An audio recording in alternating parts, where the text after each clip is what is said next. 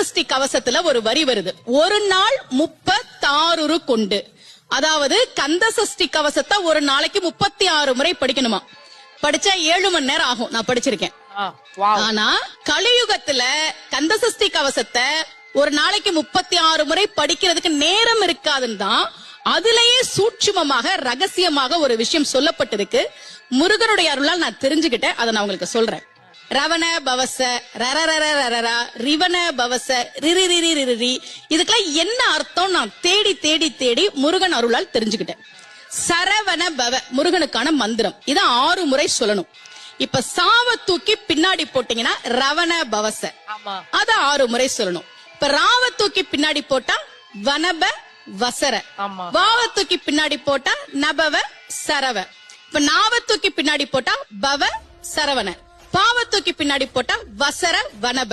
ஒன்னொன்னையும் 6 முறை சொன்னா 6 × 6 36 வரும்.